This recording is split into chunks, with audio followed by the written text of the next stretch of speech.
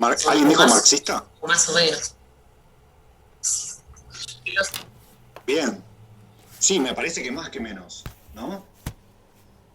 Slavoj Žižek. Bien, vamos a ver también la mirada de Slavoj Žižek acerca de la responsabilidad social empresaria, que va a tener también una mirada crítica. Para Slavoj Žižek, para Etkin la responsabilidad, y para Klixer la responsabilidad social empresaria es algo virtuoso, deseable y posible, y exigible. Para Milton Friedman es algo que, digamos, es pedirle demasiado a las empresas, no es su responsabilidad la parte social, y para Žižek es insuficiente. Se le puede exigir, es deseable, pero es insuficiente para abordar las problemáticas sociales. ¿Quién era el Bien. primero? Perdón. Jorge Etkin. Gracias.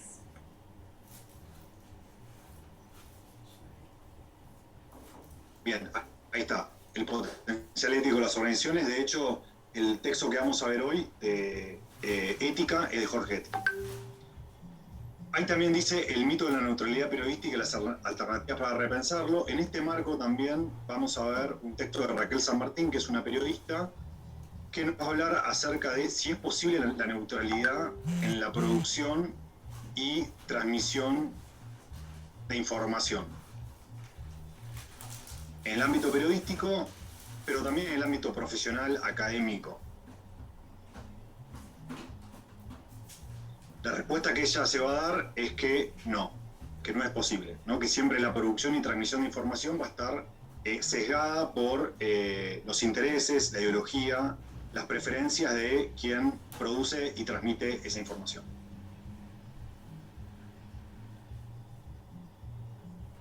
Nada, les estamos spoileando todo un poco, pero bueno, la idea es que les sirva para ensayo e investigación. Responsabilidad universitaria. ¿Este concepto lo escucharon nombrar alguna vez?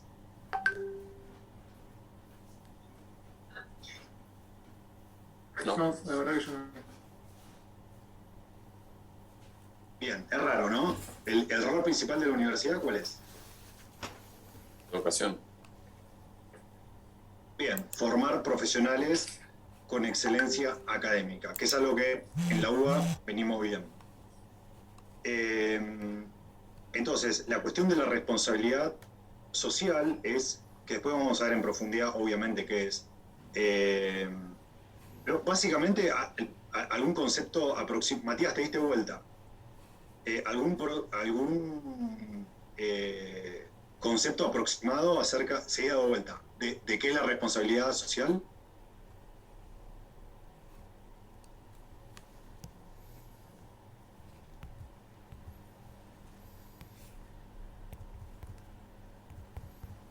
Ahí está bien.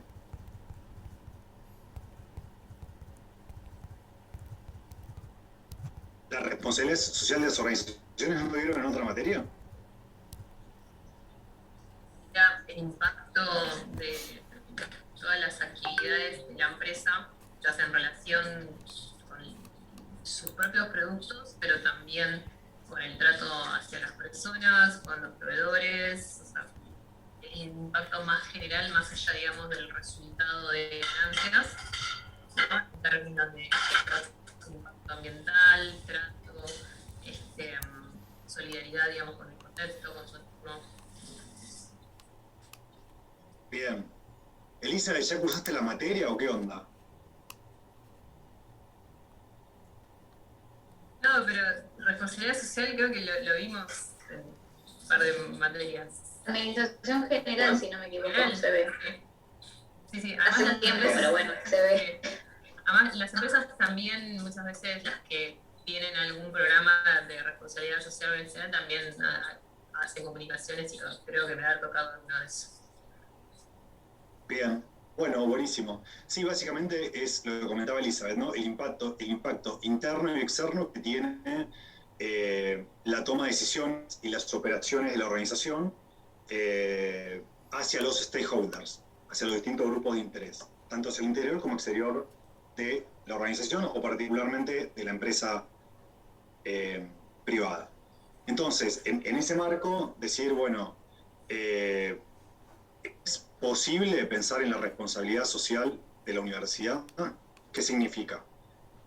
Bueno, significa incorporar la cuestión ética en la gestión de la universidad, que no solo se ocupe de, que no es poco, de la educación, de la formación de profesionales con excelencia académica, sino que además se preocupe y se ocupe de el impacto que tiene la comunidad académica hacia el interior y el exterior de la organización, atravesado por la dimensión ética. Por ejemplo, que en los profesionales se incorpore una formación de ética profesional, que en muchas universidades se hace, en muchas carreras se hace. Sería un ejemplo esta materia en la formación universitaria.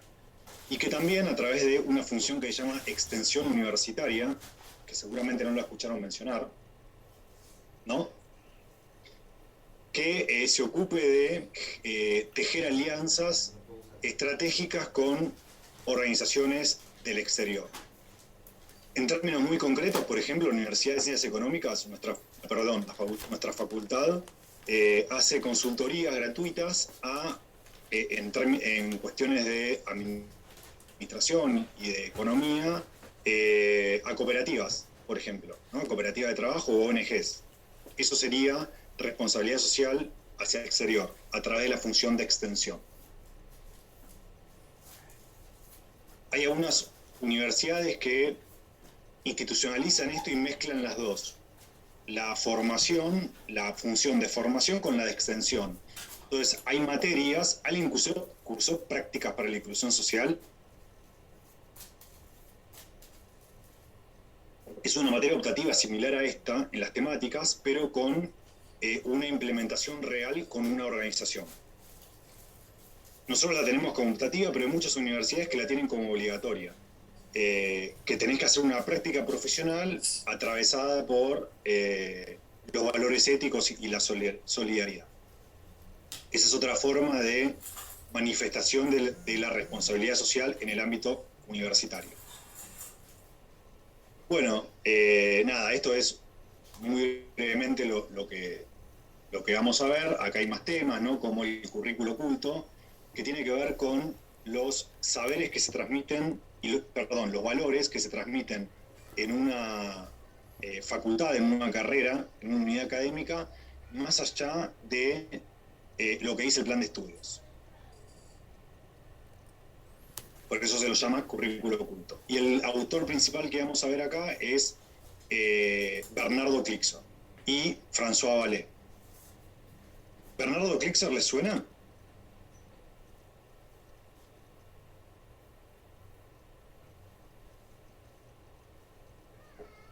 No. Bueno, es un contemporáneo, fueron compañeros de estudio de Jorge Etkin, el director de la carrera. Klixer es más, además de académico investigador y consultor y gestor, es divulgador también. Escribe en La Nación, en Clarín, en Infobae, y tiene un programa en Canal Encuentro también. Por eso pensé que quizás lo conocía.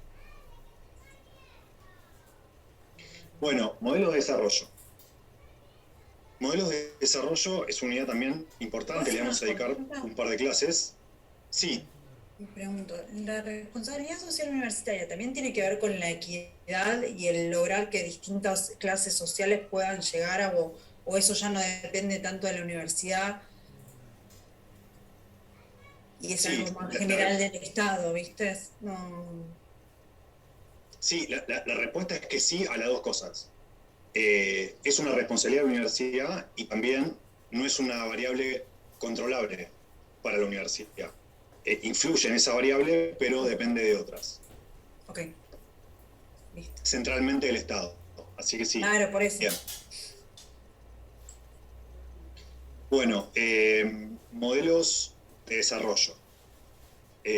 Bueno, justamente esto, Laura, lo vamos a ver en la unidad de modelos de desarrollo. ¿Cuál es el rol del Estado, entre otras cosas, para que la mayor cantidad de gente acceda a la formación universitaria? el modelo de desarrollo va a ser la unidad más macro. Acá vamos a recuperar conceptos de macroeconomía, de finanzas también, y vamos a llevar el concepto de la responsabilidad social, del capital social y de la ética en la política pública, ¿no? Vamos a ver diferentes modelos de desarrollo, lo vamos a centralizar en dos. Modelo de desarrollo en sentido de estrategias que lleva adelante un país para su desarrollo económico y la inclusión social, para promover el desarrollo económico y la inclusión social. Básicamente hay dos grandes caminos, dos grandes estrategias que se dan en las democracias capitalistas contemporáneas, es decir, en la mayoría de los países. Se ocurre que son básicamente esos dos, que son los que están en disputa en la mayoría de los países, que se dirimen a través de elecciones en general. Es un poco esquemático, o bastante esquemático, pero en general es así. De un lado está Milton Friedman y del otro lado está Keynes.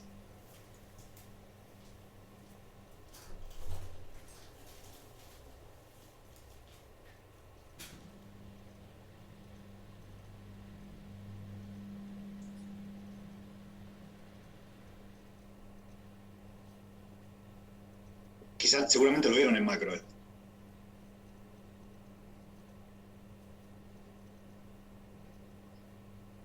¿O cuál va a ser el actor central que va a tener más influencia en esto, en el modelo de desarrollo?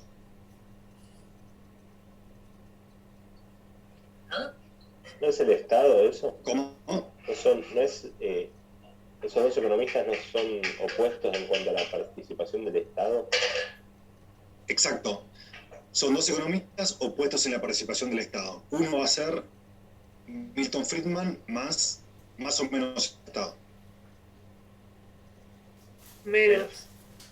Menos, ¿no? La visión de Milton Friedman va a ser, en resumen, que la estrategia óptima para la asignación, para la producción, distribución y asignación de recursos en una sociedad va a ser el mercado, el libre mercado. Y para Keynes, el Estado tiene un rol central, fundamental, en la gestión de esos recursos, con lo cual va a intervenir más en la economía. Y cada una de estas dos estrategias va a implicar diferentes políticas públicas, política fiscal, económica, política fiscal, monetaria, tributaria, comercial, laboral, ¿no? Y vamos a ver las diferencias entre una y otra, y también qué políticas públicas llevan adelante en relación a la desigualdad. Si la desigualdad socioeconómica es un problema o no, y en todo caso, si lo fuere, cómo se aborda. Pueden pensar en países desarrollados, en un país que siga un modelo más intervencionista, también eliga impuestos progresivos, ¿no? O regresivos. Y otro que sea un modelo más liberal.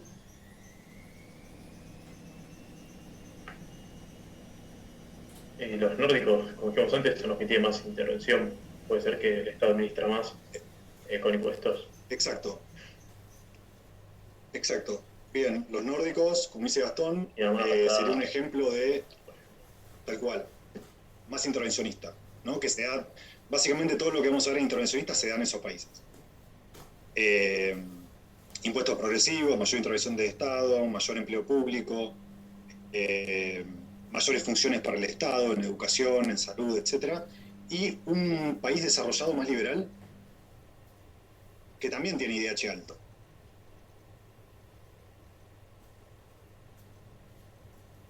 ¿Estados Unidos puede ser? Bueno, la madre patria. Rusia. Exacto.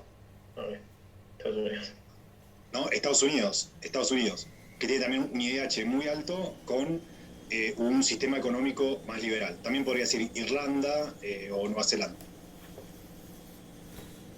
O Corea del Sur.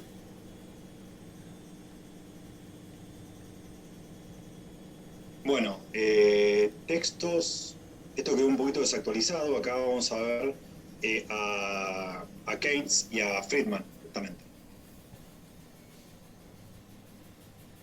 Bueno, esta la vamos a ver. Esto que es políticas públicas. Políticas públicas la insertamos, como le digo, esto está unos cuatrimestres desactualizado, políticas públicas la vamos a insertar, como ya vimos, dentro de modelos de desarrollo.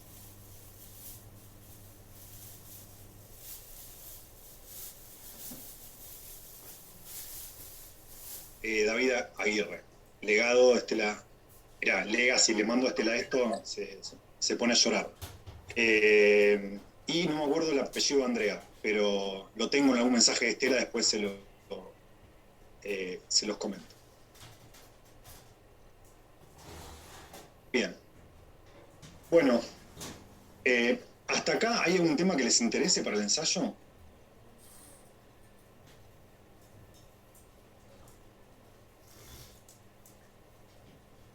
Es muy común que el ensayo de investigación, justamente como es una investigación y en el seminario de integración y aplicación tienen que hacer una investigación o consultoría, pero si hacen investigación en el seminario, es muy común que los estudiantes de este curso se lleven la investigación que hicieron, la mini investigación que hicieron, por eso es un ensayo, al seminario. Entonces ya no arrancan de cero, arrancan con cuestiones metodológicas. Eso es para todos, pero en particular se llevan el mismo tema, entonces ya tienen una base de investigación acerca de la temática. Bueno, para el caso de Sebastián y Agustina, que se reciben, ya lo hicieron. Bueno, economía social y cooperativas. Esta clase la van a ver con Verónica. ¿Les suena este tipo de organizaciones? ¿Lo vieron en algún lugar? Economía social como cooperativas como un tipo particular de organización. Cooperativa sí, sé lo que va el concepto, pero economía social... ¿Y qué es una cooperativa? O un ejemplo.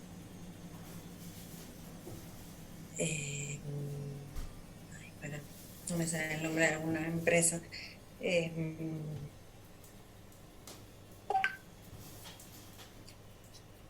Cooperativas, o sea, es con fines de lucro, las que conozco, obviamente es con fines de lucro, que se asocian para a un sector, ayudar a un sector a prosperar en alguna actividad que quieran desarrollar económica.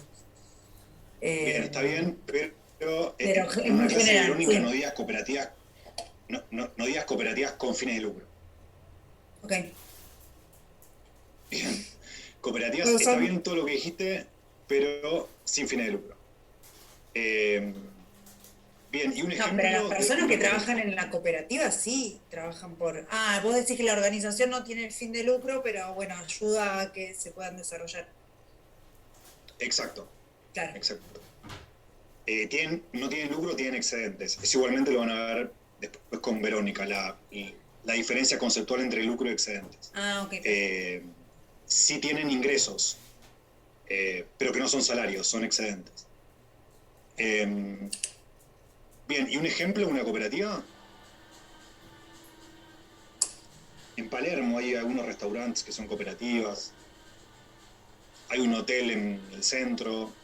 Muchas de las empresas de servicios del interior son cooperativas. Hay un supermercado en el sur. Sí, hay mucha cooperativa de luz también. Totalmente. Empresas No son por lo general empresas manejadas por sus propios empleados o que algunos fueron empleados e intervinieron en la misma para ayudarla. Sí. Digamos, el concepto general de cooperativas son organizaciones sin fines de lucro que lo que buscan es vender, comercializar, producir bienes y servicios en el mercado para satisfacer necesidades de sus asociados. Después puede haber, como dijo Elizabeth, cooperativas de servicios. Si alguno es del interior, por ejemplo, los servicios telefónicos o de TV por cable a veces están constituidos como cooperativas. Son cooperativas de servicios. Y como dijo Sebastián, él se refiere a las cooperativas de trabajo, que son trabajadores que se juntan y en vez de formar una SRL, una sociedad donde existe la figura del capitalista, son todos trabajadores y se reparten equitativamente no las ganancias, sino los excedentes. Y como decía Sebastián, te referías en particular a las empresas recuperadas, que son empresas que antes eran privadas con fines de lucro, que quebraron y fueron recuperadas por sus trabajadores y reconstituidas como cooperativas de trabajo. Todo esto lo van a ver con Verónica en una clase en particular. Y suele ser también el tema de... Perdón. Sí, en la pandemia. Que la pandemia hizo que se formaran muchas cooperativas. Bien, la verdad que no estaba al tanto, pero... Que, por ejemplo, podría ser. Restaurantes que iban a cerrar y que los mismos empleados se unieron para que no quiebre y formaron una cooperativa. Ah, buenísimo, buenísimo. Una un consulta, restaurante que ya... perdón. No, Después- dale. Después pregunto, termina. ¿Ibas a decirle Banco Credicop? Te iba a preguntar si... Sí, exacto. Sí, el Banco Credicop también, que es cooperativo. Tal cual. Decíamos, hay cooperativas de servicios, de trabajo, también hay agropecuarias, de consumo y de financieras. Y el Credicop es la cooperativa más grande de finanzas que hay en Argentina. Y le compite de igual a igual, decíamos, ¿no? Que producen y venden bienes y servicios para distribuir, comercializar en el mercado. Le compite de igual a igual a otros bancos, pero con un espíritu cooperativo. Que después con Verónica van a ver qué implica todo eso, el modelo de gestión cooperativa. Y como de consumo, ¿alguien tiene familiares en el sur? La Pampa, Río Negro, Neuquén, Santa Cruz. Ahí hay un supermercado que es una cooperativa de consumo que es líder, que se llama la Cooperativa Obrera. Ah, no, la anónima no podía hacer porque Claro. Bien, bueno, y de hecho justamente tan no puede ser que el nombre de la anónima, ¿de dónde surge, les parece? La anónima. Que no se quiere que se sepa de quién es. No sé. Bueno, podría ser, pero no. ¿El tipo de sociedad? Anónimo. Exacto. La razón social de la anónima pero digamos el nombre, antes ponían, cuando se inició, no sé, empresa de consumo, sociedad anónima, o supermercado, no sé qué, sociedad anónima, era todo el nombre largo. Y la gente le empezó a decir la anónima. Con lo cual, la sociedad anónima es lo opuesto a la economía social. ¿No? La sociedad anónima existe la figura del capitalista, que se lleva ganancias por el capital aportado. Ley 19550, derecho privado. La cooperativa justamente tiene una lógica muy distinta a la sociedad anónima. Pero bueno, sí compiten. Son los principales competidores en San Martín de los Andes, por ejemplo. Bien, bueno, acá vamos a ver un texto de Verónica y de Daniel García Delgado. Terminamos.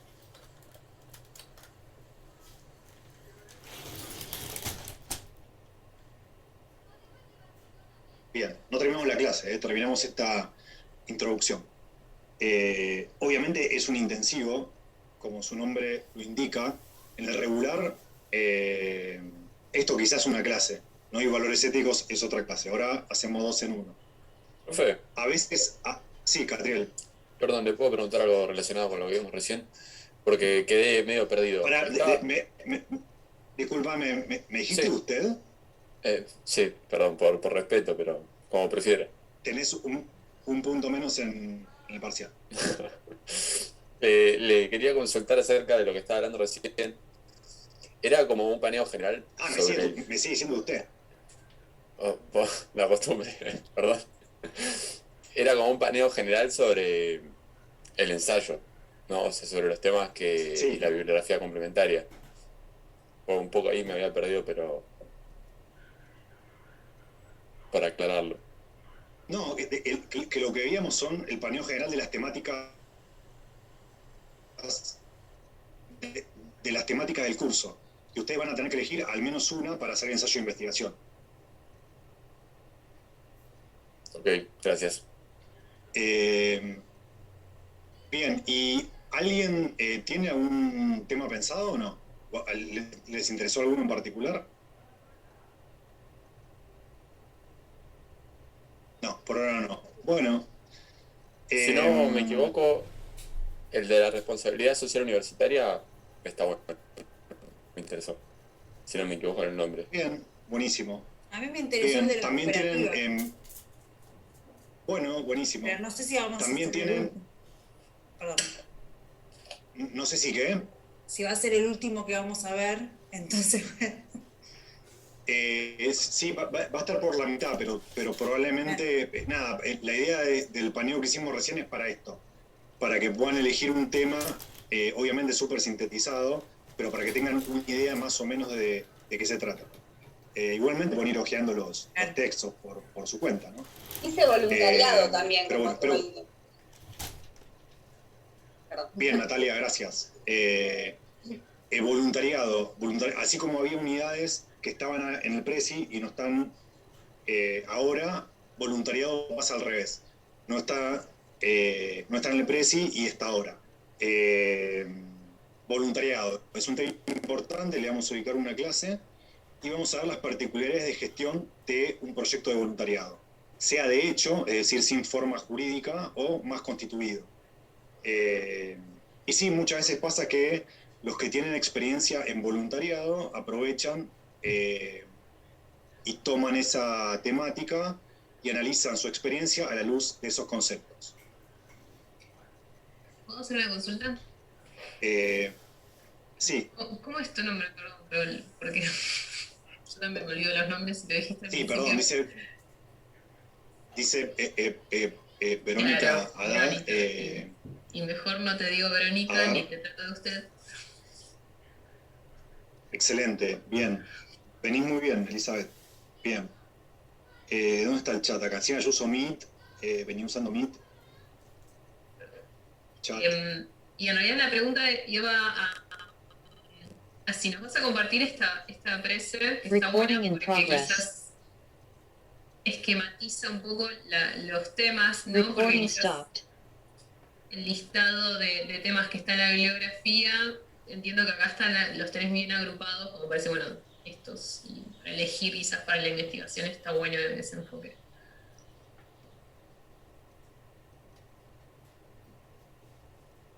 Bien, en la bibliografía tienen en el Drive un archivo que se llama índice de bibliografía. Que eso es clave que lo tengan. Recién veía a alguien de ustedes que lo tenía impreso. Esa hojita es clave, es el mapa de ruta del curso. Ahí tienen las unidades y todos los textos de cada unidad. Y en general las clases van a ir ordenadas en sintonía con esas unidades, ¿no? Ya vieron Capital Social con esos textos. A veces modelos de desarrollo van a ser 2 clases, por ejemplo, responsabilidad social van a ser 3, y el Prezi lo tienen en... Bueno, después subo al campus el link del Prezi, pero siempre está desactualizado. Gracias. Ahí les dejé mi mail. Igualmente, yo reviso también el mail del curso, que es el que les habíamos enviado para consultas en el primer mensaje. Bueno. Estamos entonces con toda la parte administrativa y con el ensayo de investigación. Igualmente en la clase del jueves vamos a ver con más detenimiento las pautas para el ensayo de investigación. Para hoy teníamos valores éticos, que son 4 textos, algunos muy cortitos. No sé si alguien pudo leer. ¿Luego?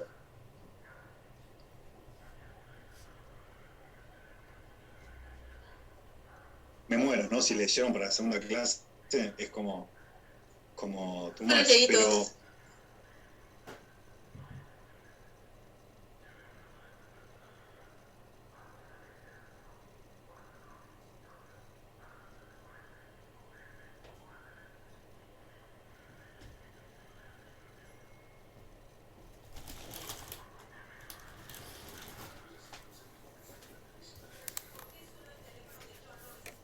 que evalúan, o que completan en realidad, son recomendaciones para los estudiantes del próximo cuatrimestre.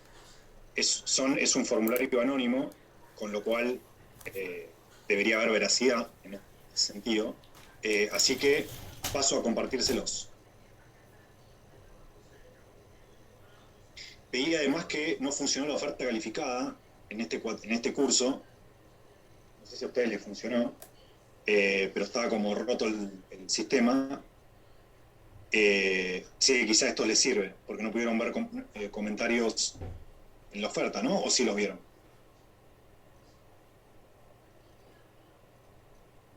Es así, yo no pude ver. Yo tampoco. Sí, no había comentarios. Bien, sí, era porque estaba roto el sistema.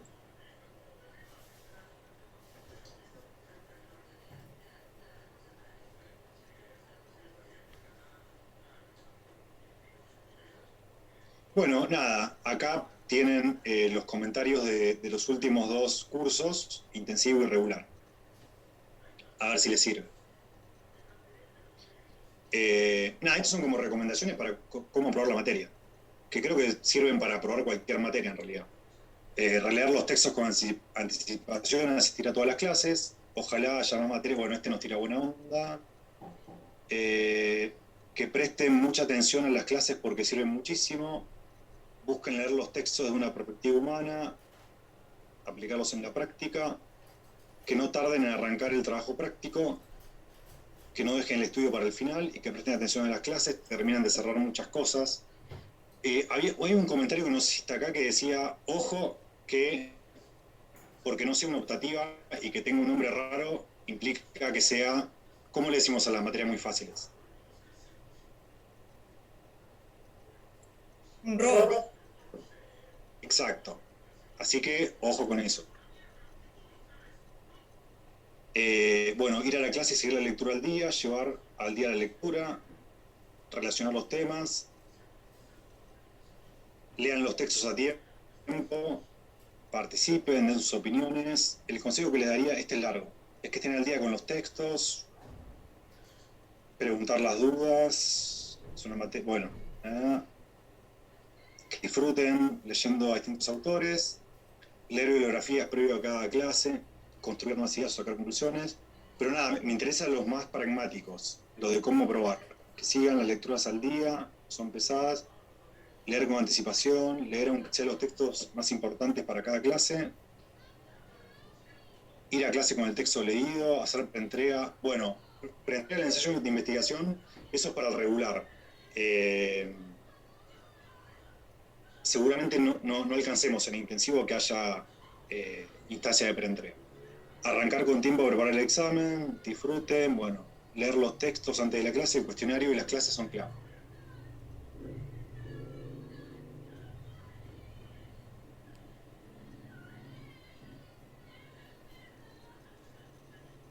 Bueno, en síntesis, ¿les sirvió esto? Estos son ustedes al final de este intensivo. Profe, esto de donde sacan esta información es la encuesta que se presenta cuando terminas el curso, ¿no? En el campus. No, es una encuesta como la que llenaron ustedes al inicio, pero al final del curso. Ah, ok, que es a través de un docs. Es un formulario, sí, un forms. Bien, ¿qué se lleva en el video de esto? ¿Les sirvió?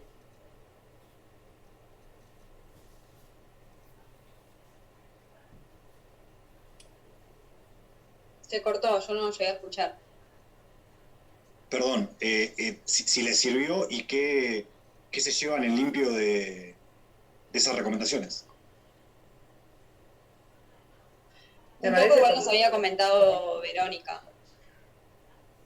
De lo del cuestionario, lo de leer los textos. ¿Cómo? Perdón. Que Verónica un poco nos había adelantado eso. De que el cuestionario era importante y que, bueno, obviamente leer los textos antes de la clase también.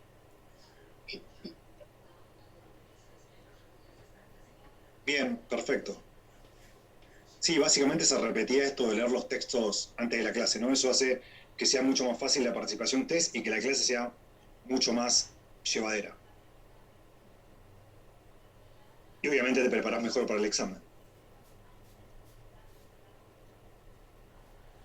Bueno, vamos a pasar ahora a la segunda unidad, valores éticos. Les voy a compartir, yo uso de pizarrón Word, es un pizarrón nada más, no es un archivo que yo después subo, no es un resumen, es las notas que yo voy tomando como si fuera un pizarrón.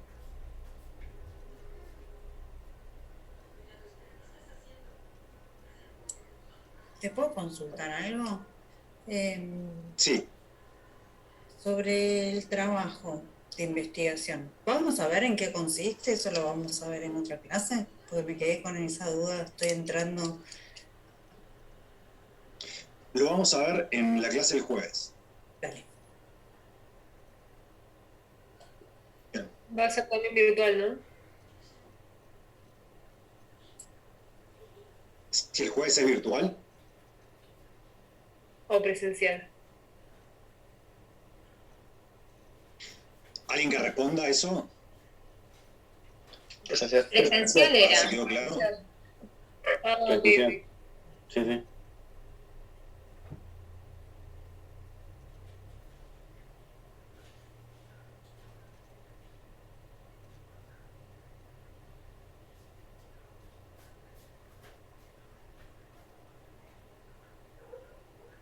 Perdón, se entrecortó, me parece. Si alguien habló, yo no lo escuché. Y la clase del jueves, si no me equivoco, es presencial. Exacto. La clase de jueves es presencial. La idea es seguir como se anotaron. Lunes virtual, martes, jueves presencial. Es clave que estén todos en el Classroom, porque el mensaje que mandamos hoy ya no nos vamos a comunicar más por el campus. Los que se anotaron en el Classroom, y los que no. Así que si no se anotaron, apenas cortemos en la clase de hoy, anótense en el link que habíamos enviado al mensaje de novedades en el campus. ¿Alguien tuvo problemas para anotarse en el Classroom? Bien, es clave porque si tenemos alguna... Bueno, en el Classroom le vamos a ir comentando los textos que vamos a ir viendo para las próximas clases, ¿no? Por ejemplo, hoy cuando yo corte, les mando los textos que vamos a ver el jueves. Pero además, a veces me pasa que si llego tarde, si hay una manifestación, cualquier eventualidad, yo lo aviso al Classroom, ¿ok? Así que ténganlo conectado a un mail que vean instantáneamente. Es muy importante esto. Incluso, yo como les comentaba, estoy en Entre Ríos ahora. La idea es que sea presencial el jueves. Ahora, si me llegara a surgir algo y hay que hacerla virtual, yo les voy a avisar, obviamente con anticipación, no una hora antes, como máximo al mediodía, que es virtual, ¿ok? Pero en principio es presencial. Bien. Y algo importante que yo ya sé que lo charlaron con Verónica, pero quizá hoy se sumó alguien más. ¿Alguien tiene problema en que hagamos a veces, como hoy, las presenciales virtuales? Yo no. No, al contrario, mejor. Al revés. Yo tampoco. ¿Todos están de acuerdo? Comparto. Cuanto más virtual, mejor. Sí, tal cual. Sí. Creo que sí. Sí, te avisa con tiempo, como dice el profe, no hay ningún inconveniente. Yo salgo del trabajo y vengo para mi casa, o sea, o voy a la facultad o vengo a mi casa, pero si se avisa con tiempo de anticipación no hay problema. Bien. Entonces, ¿a todos les parece bien si eventualmente puede ocurrir esto? Perfecto. Necesitaba la confirmación, digamos. Sí, Ariel. No, profe, no, que me parece bien que mientras que sea virtual, mejor. También por el trabajo mío. Bien, perfecto. Bueno, yo estaba obligado a preguntarlo porque digamos, estrictamente se anotaron martes y jueves presencial, así que la última vez que pregunté esto en regular todos se rieron, como obvio que prefiero virtual, pero necesitaba dejarlo claro. La verdad es que yo particularmente no le encontré ninguna dificultad a dar las clases virtuales con respecto a las presenciales. Para mí es lo mismo, o mejor incluso, porque podemos compartir cosas que busquemos online en la misma clase, sobre todo que es una materia conceptual, ¿no? Que es una materia, no sé, cálculo financiero quizá es más complejo.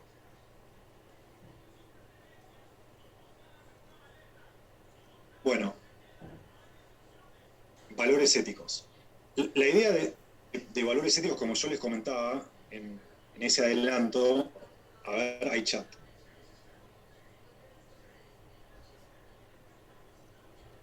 A mí perfecto, y a mí se me complica llegar a las 18 casa, suelo llegar 15 y 20. Bien, o sea, se te complica virtual, a abril. Abril, ¿dónde está Abril?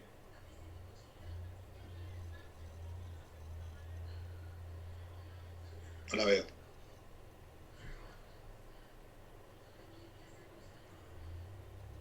Abril, ¿salió? Abril.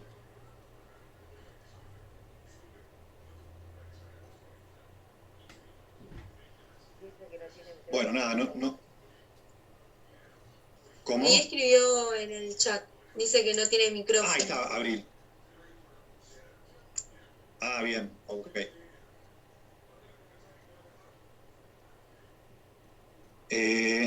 Claro, presencial no tengo problema, no tengo micrófono en la compu.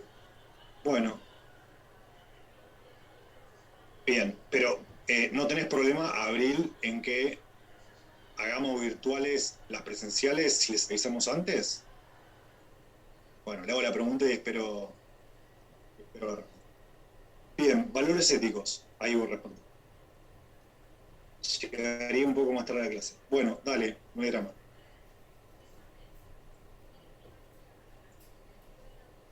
Bien. Algo clave es que vieron, recién todos remarcaban la importancia de la clase. Para aprobar la materia es condición, es un curso, digamos, presencial, o sea, no es libre, digamos, así que es importante que cumpla con la asistencia, pero sobre todo por una cuestión pragmática, ¿no? La probabilidad de aprobar el examen, dado que faltaron a la mitad de las clases, es baja. Y en ese sentido les decía que si faltan alguna clase, es muy importante que pidan. Bueno, valores. Nada, le estoy dando tips como de. Perdón. De CBC, ¿no? Pero bueno. Se cortó cuando dijo. Es importante que pidamos qué si llegamos a faltar. Es importante que pidan la clase si faltan. Ok, gracias. Bien. Gracias por avisarme cuando no se entiende. De nuevo, párenme si se corta. Bien. Bueno, como les comentaba en el... Son las 7:30. A veces, dependiendo en el intensivo de cómo venga la clase, a veces paramos 10 minutos y a veces seguimos. Sobre todo en el presencial hacemos un recreo. ¿Prefieren ahora parar o seguir? ¿Paramos 5 minutos o seguimos? Ahora vamos a ver la unidad de valores.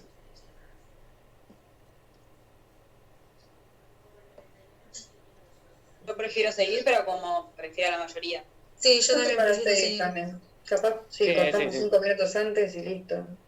Increíble. Sí, no vamos a llegar a las 9. Bueno, dale, seguimos. No siempre soy tan democrático, a veces digo recreo, pero hoy me pintó democracia. Bien. Bueno, valores éticos. Les comentaba entonces,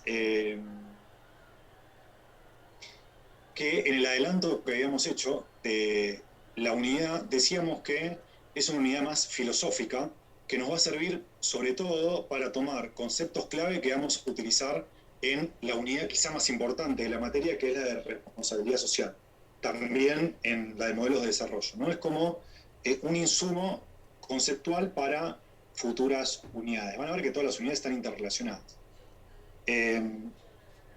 Entonces, podemos empezar preguntándonos la diferencia entre dos conceptos que hacen a los valores éticos, que son ética y moral.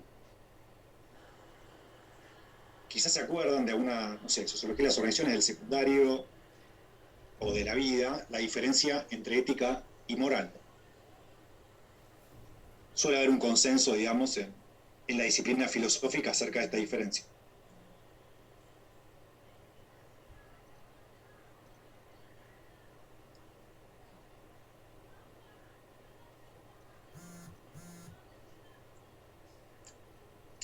¿Puedo? No sé si me largo nomás. Dale. Yo tengo entendido como que la ética es el conjunto de normas que establecería una sociedad en su conjunto, y la moral sería más como todas aquellas costumbres que se van formando dentro de la sociedad. Y acá viene también de la mano de que hay leyes que establece sociedades que pueden ser éticas, pero por ahí no son morales. Bueno, buenísimo. Bien, los aspectos que mencionaste hacen referencia a la moral, tanto las costumbres como las normas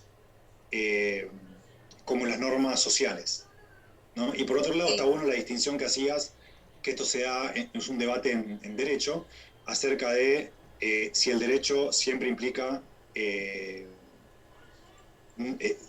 seguir las normas morales de la sociedad, ¿no? Bien, estas cuestiones que comentaba Agustina, esto de conjunto de normas y principios y costumbres, hace referencia a la moral. Y la ética, y ahora lo voy a dejar escrito, porque esto no está en los textos. Y la ética, ¿a qué hace referencia? O sea, la moral es una cuestión más social. La ética no es como más filosófico de como la diferencia entre lo que está bien y lo que está mal. Excelente. Como de conceptos generales. Bien, digamos, y ese análisis acerca de lo que está bien y lo que está mal, ¿quién lo hace? O sea, la moral es social, es grupal.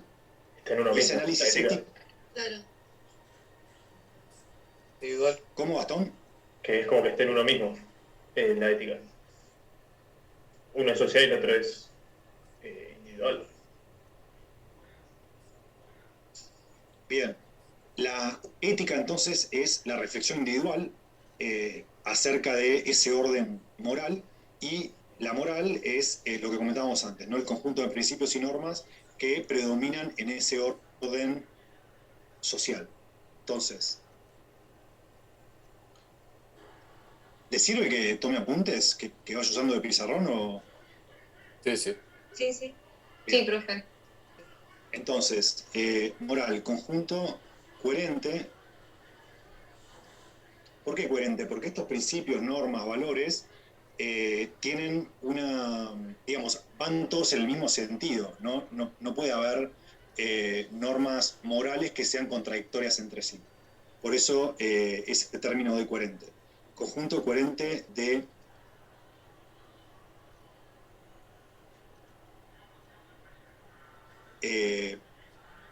principios.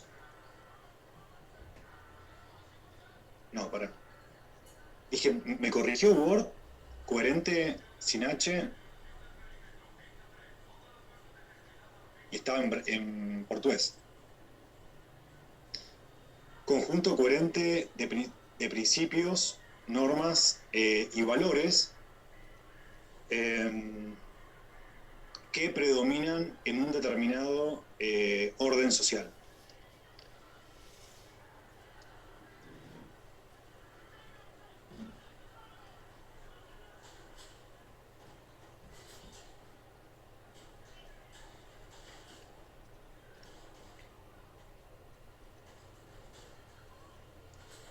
estableciendo o definiendo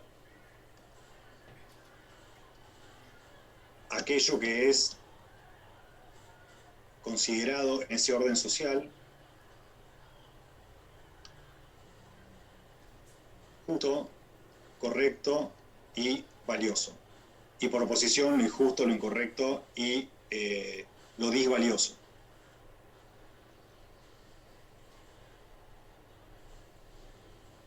Bien, y decíamos que entonces que la ética es la reflexión individual que cada persona hace con respecto a el sistema moral de la sociedad en la que vive, ¿no? Y a partir de esa reflexión individual puede legitimar ese sistema moral o cuestionarlo. Obviamente para esta reflexión ética se asume que ese individuo tiene libertad de pensamiento, ¿no? Para llevar adelante ese análisis.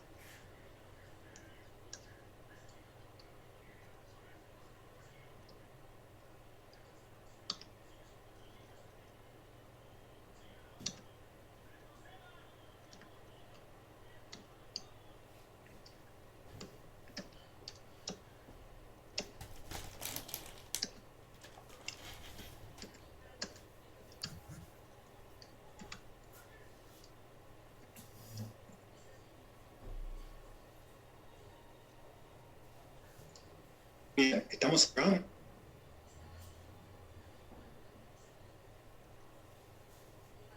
Perfecto. Pregunto esto además porque no tengo buena conexión, entonces, y cuando escribo en Word no los veo para ver si estoy bien de audio. Bien. Y ahora vamos a el concepto en sí mismo, ¿no? De los valores éticos. Los valores éticos, y acá sí nos metemos en el texto de Etkin, no me acuerdo, ¿tenía a mano cuál era es el texto número 1, el nombre del artículo? La doble moral de las organizaciones. Bien, excelente. La doble moral de las organizaciones es un texto largo de Etkin. Acá lo que estamos tomando es el primer capítulo, me parece. Pero lo tomamos de ese texto. Bien, él en ese texto distingue dos dimensiones acerca de los valores éticos. Disculpame que te interrumpa, perdón. Sí, ¿Hacemos foco entonces en el capítulo 1 únicamente del texto ese? No, mirá, ya ahí lo tenemos seleccionado, o sea, es del que tenemos nosotros es todo. A lo que me refería es que ese artículo que tenemos en la bibliografía es solamente una parte de ese libro más grande. Ah, perfecto, gracias. Dale, de nada. Bien, entonces, él hace una distinción de los valores éticos desde dos dimensiones. Desde la dimensión, que obviamente son dos dimensiones paralelas y simultáneas, desde la dimensión de la acción y desde la dimensión del pensamiento. No son dos características, sino dos aspectos de los valores éticos. Desde la dimensión de la acción o la materialidad o la conducta, los entiende, es una definición muy, muy simple, que criterios de conducta guían el comportamiento de las personas.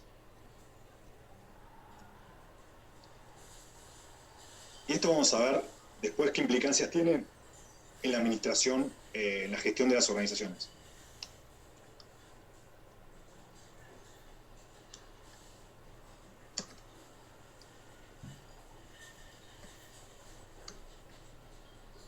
Acá hablamos de la moral en un determinado orden social. ¿Cuál va a ser el orden social que a nosotros más nos va a interesar?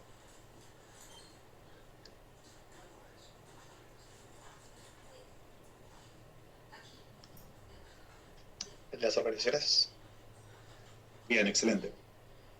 Decíamos, órdenes sociales van de la familia, un grupo de amigos, hasta una sociedad o una región. Nosotros nos vamos a centrar particularmente en la mayoría de las temáticas en la organización. Bien, desde la dimensión del pensamiento los entendemos a los valores éticos como principios que reflejan una determinada, esto bueno, lo ven con Camarota también o en dirección, una determinada concepción de la realidad, un determinado prisma a la luz del cual se entiende al mundo, se comprende al mundo.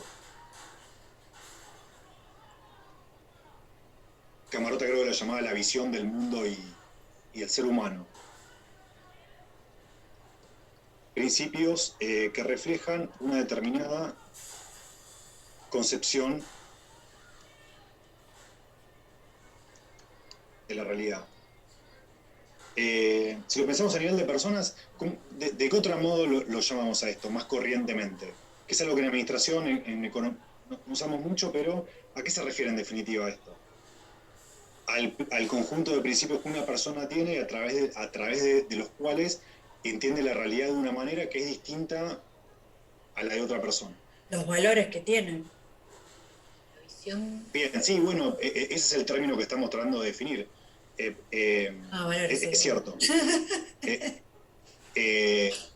Pero si lo pensamos, digamos, eso que hace que los tíos se peleen en los asados, eso que hace que estén un mismo hecho interpretándolo de manera diferente, en definitiva tienen diferentes ¿qué?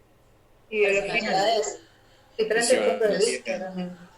Todos los que dijeron ideología sumaron, no sé quiénes fueron, pero tienen, no sé, algo más en el parcial. Bien, excelente, es ideología, ¿no? Que, como les decía, es algo que, un concepto que no solemos traer mucho en la administración, nos solemos centrar más en la parte técnica de la administración, pero vamos a ver que tiene implicancias fuertes en la gestión de las organizaciones. Después vamos a ir dando algunos ejemplos, como los criterios de conducta los valores que predominan en una determinada organización van a influir en las personas a nivel de pensamiento y nivel de conductas, sean esas personas conscientes de ello o no. Bien. Profe, perdón, ¿según qué autor era esto de las dimensiones? Jorge Etkin. Gracias. De nada.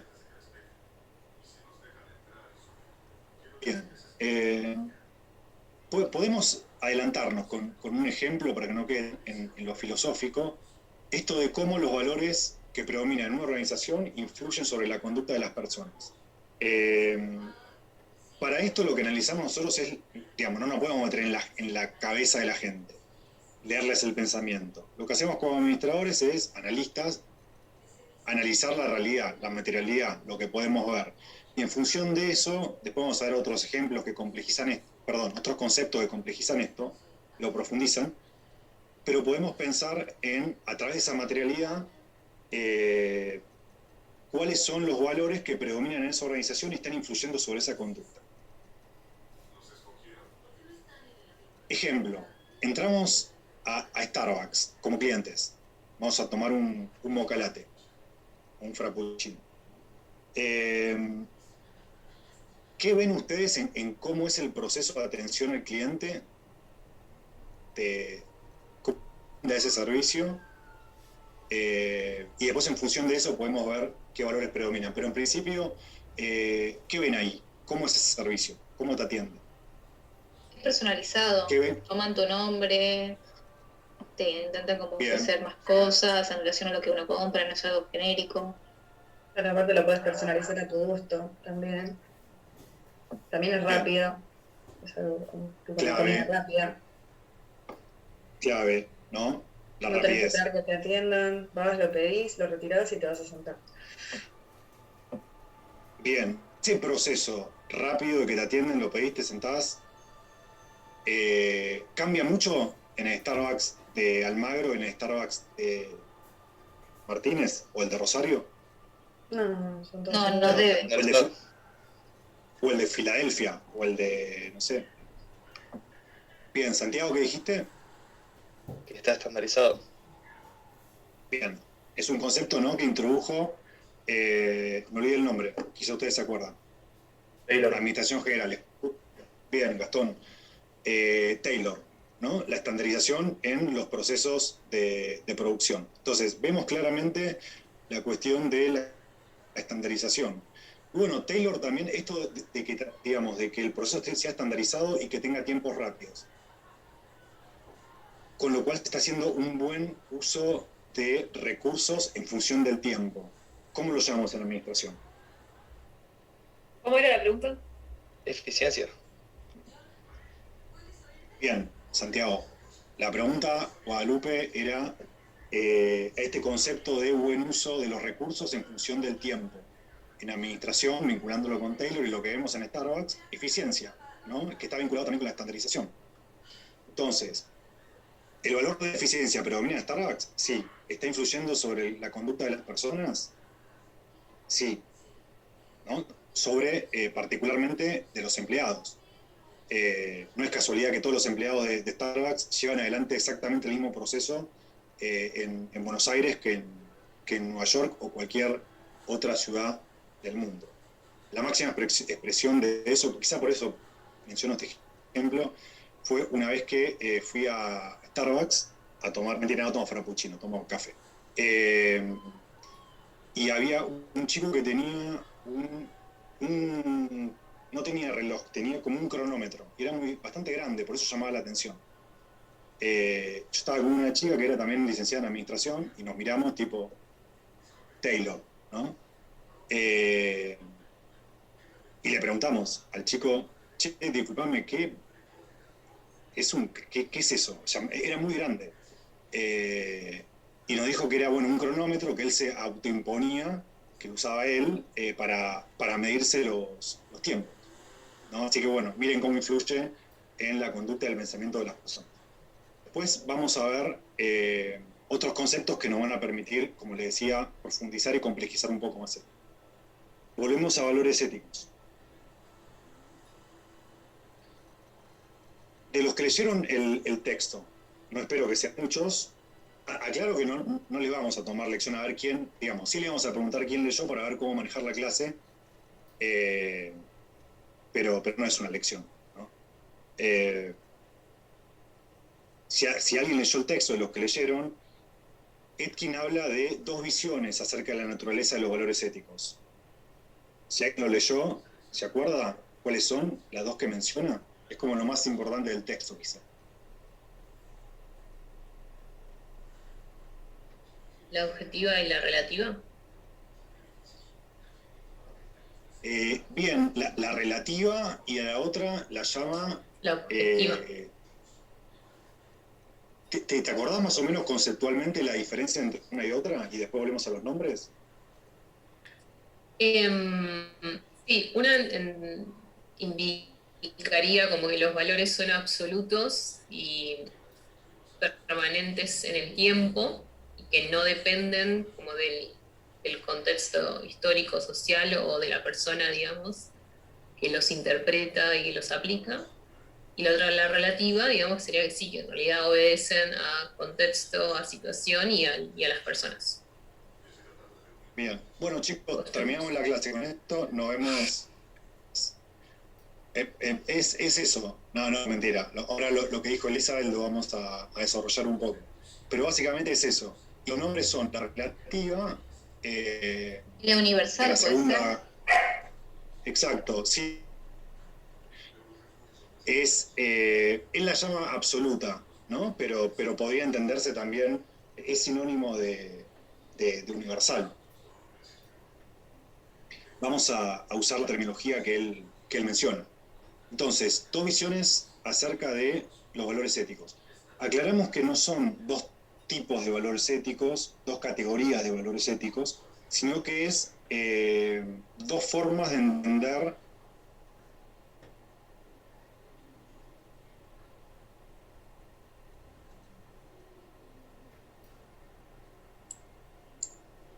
se fue, ¿no? Se cortó, ¿no?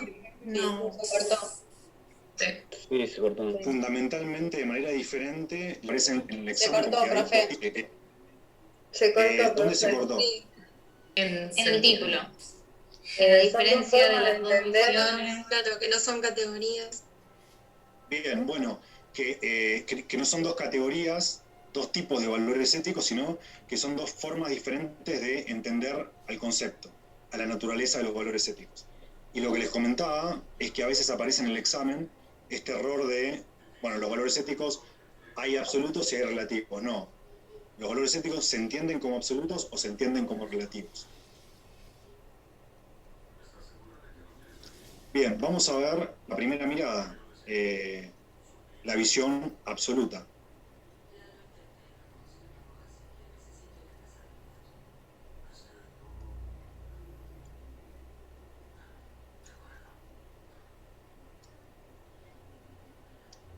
Bueno, comentaba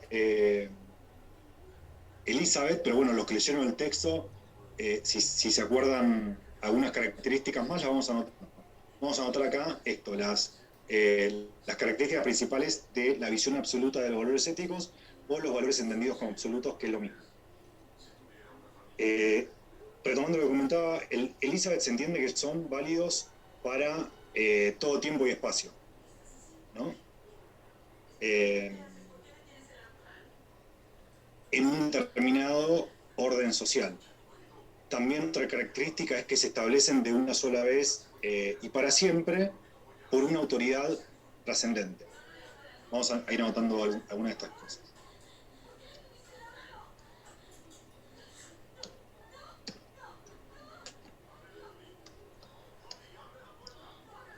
Y del espacio, ¿no? Es decir, las normas que indican morales, que indican lo que está bien y lo que está mal, lo justo y lo injusto, son válidas. En Argentina son las mismas para Argentina en el siglo XXI que en el siglo XVII. Y son las mismas en Argentina hoy que en Uganda. Esto dice que no se modifican a lo largo del tiempo y del espacio. Obviamente lo que implica esto es que hay un consenso social acerca de cuáles son estos criterios.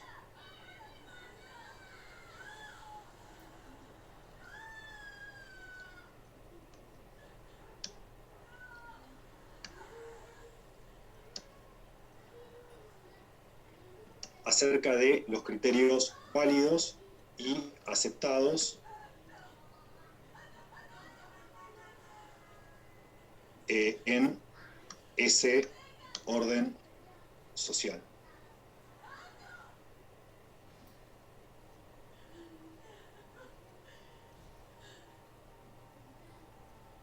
Otra cuestión que mencionábamos es que se establecen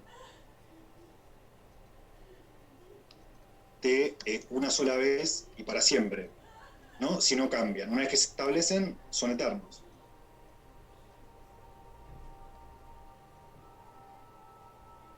Y suelen estar inspirados en una autoridad trascendente.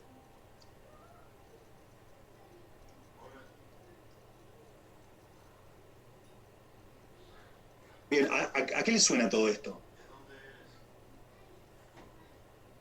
Sobre todo las últimas dos características. Religión. Una ley. La religión. Exacto, ¿no? La visión absoluta, universal de los valores éticos está más vinculada con los órdenes religiosos. Fíjense cómo, si pensamos en las normas morales de una religión, es como que encaja todo esto, ¿no? Todas estas características. Un ejemplo de esto... Los 10 mandamientos. Exacto, ¿no? Son normas que están talladas en piedra. Los 10 mandamientos. Bueno, ahora vemos también la visión relativa de los valores éticos. Como comentaban ustedes antes, la visión relativa es nada, es más fácil esto, pues es como el espejo de la absoluta, ¿no? Acá se entiende que los valores son el resultado de una construcción social a lo largo del tiempo, con lo cual son fuerzas morales que se van modificando a lo largo del tiempo y del espacio. Y en vez de ser el producto de una autoridad trascendente, son el producto de la propia dinámica social, que es compleja y cambiante.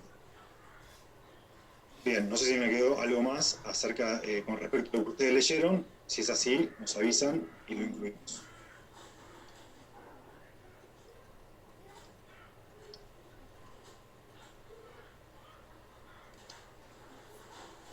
son el resultado de una construcción social, se va modificando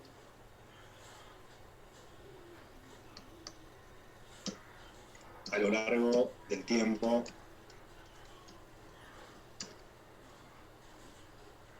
y del espacio. ¿Qué más habíamos dicho? Bueno, que son escalas de valores dinámicas, ¿no? Que se van modificando de acuerdo a la dinámica del conflicto social.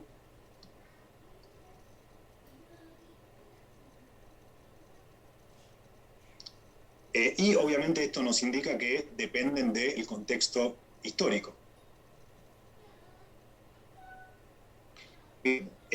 Para ver si queda claro esto de la visión relativa, podemos hacer el ejercicio de pensar en estos dos ejes, tiempo y espacio, y pararnos en el mismo eje espacial y cambiar el temporal. Pensemos en Argentina, si queremos, o si quieren otro ejemplo, otro espacio, y muévanse en el eje temporal y pensemos en conductas que cambiaron y que eran antes aceptadas y ahora no, o al revés, cuyo origen de ese cambio son que hay diferentes valores predominando en esa sociedad. Hice muy larga la pregunta, pero espero que se haya entendido. ¿Puede ser la esclavitud, por ejemplo? Bien, Santiago, bien, claro, porque es algo central y para esto nos podemos parar, no sé, bueno, en cualquier país, ¿no? Pero nada, un país muy conocido por esto porque llevó la esclavitud hasta muy entrado el siglo XIX, que fue Estados Unidos, ¿no? Creo que siempre la mayoría pensamos en Estados Unidos cuando pensamos de esclavitud. Piensen que en Argentina lo resolvió en 1813, Estados Unidos llegó hasta 1865 y tuvo que hacer una guerra civil para resolverlo. Bien, la cuestión de la esclavitud. ¿Y cuál es el valor que entra en juego? Esto quizá es lo más complejo de analizar. Decíamos Starbucks, eficiencia. ¿Cuál es el valor que está entrando en juego? La libertad. Exacto, ¿no? La cuestión de la libertad en función de la identidad de las personas. Bien, o de las acciones de las personas. Porque también puedes ser esclavo no solo por tu identidad étnica, sino por acciones que hayas cometido, como una pena frente a algún delito. Bien. Bueno, perfecto. ¿Algún otro ejemplo? La orientación sexual también puede ser. Bueno, sí, totalmente. Eso quizás es más cercano en el tiempo, ¿no? Y esto que comentaban antes ustedes creo que todos pensamos en el matrimonio igualitario, no en Argentina y en otras partes del mundo, de la relación entre derecho y moral. Que a veces el derecho va antes, digamos, es lo que empieza a cambiar lo que es aceptado y lo que no. A veces es al revés, hay una presión en la moral, pero el derecho es el puntapié. Ejemplo muy simple de esto, el cigarrillo, ¿no? Ahí fue claramente el derecho que cambió la moral. Desde que se empezó a prohibir fumar en lugares públicos, empezó progresivamente a estar mal visto. Hace no muchos años se podía fumar en las aulas, le podías pedir fuego al profesor, ¿no? En sociedad de Estado. Bien. Bueno, hay también otro ejemplo que suele surgir acá, lo traigo porque siempre surge el mismo, que es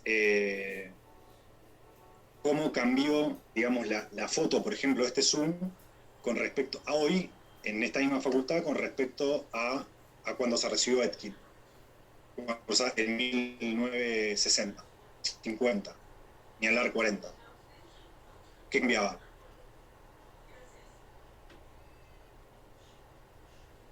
Perdón, pero no sé si fui yo, pero se escuchó medio entrecortado. No terminé de entender. ¿Se escuchó mal? Sí. Bien, preguntaba, en un aula como la nuestra, hoy Zoom, cambiaba mucho este Zoom que yo estoy viendo acá ahora, a ustedes, con respecto a la misma carrera, en la misma facultad, hace 40 años, o 50 o 60. ¿Qué cambiaba? La forma de acceder a la información también. Ahora es todo mucho más sencillo. Antes necesitabas sí o sí recurrir a los libros y ahora googleando podés tener ahí toda la información que necesitas. Bien. Y algo más, digamos, que tiene que ver con valores más profundos. La forma de intercambiar información, puede ser. ¿Puede ser el rol también del docente con el alumno? O sea, que era quizás un poco más rígido. Sí, un poco más de alumno escucha, el profesor habla.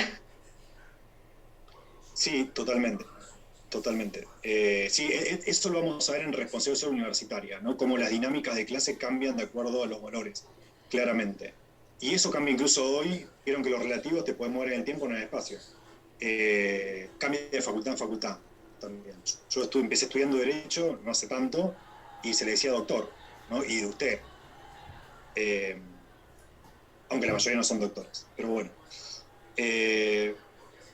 Nada, no comentaron lo que yo esperaba, tampoco lo quiero forzar.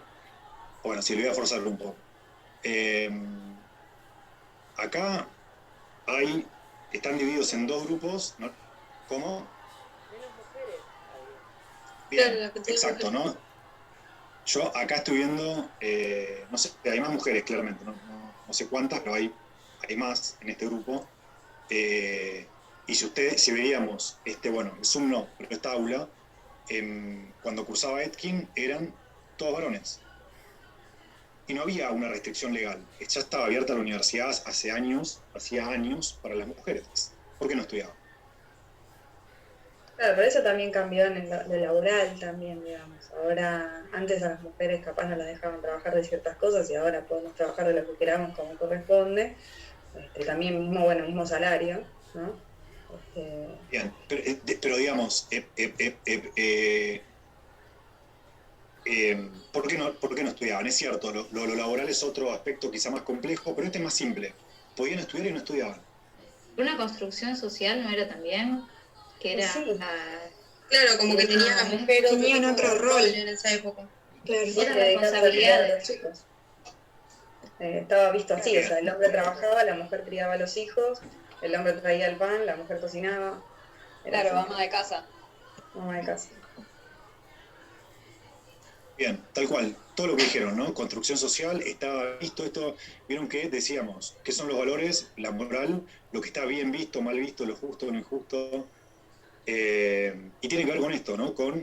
Hubo valores fundamentales, no la ley, acá la ley es la misma, hubo valores fundamentales que cambiaron en la sociedad, que modificaron las conductas de las personas. En este caso, de las mujeres, que se volcaron a la vida académica y hoy ya son más mujeres que varones.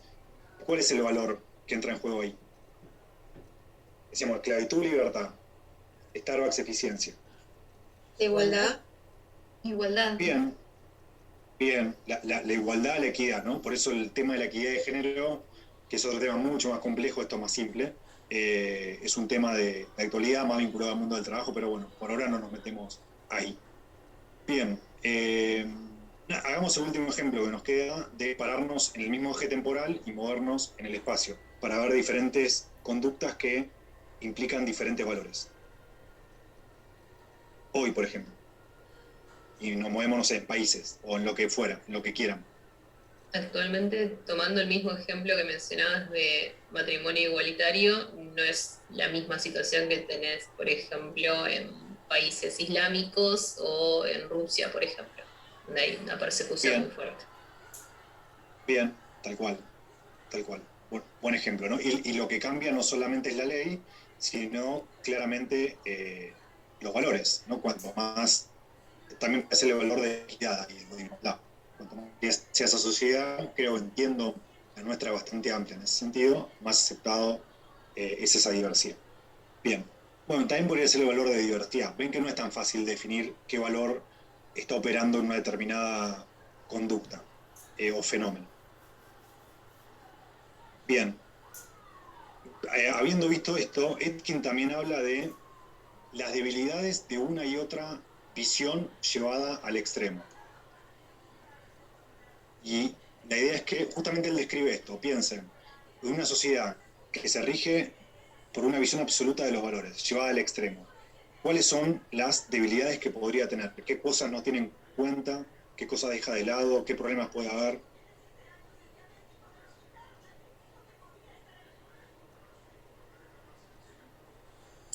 Y la visión absoluta te anula en cuanto a opinión, crear una propia opinión. En la evolución también. Capacidad de adaptación, adaptarte a los cambios del mercado, a los cambios de las sociedades de los otros países. Bien. Cambios sociales y diferencias de... se han dicho.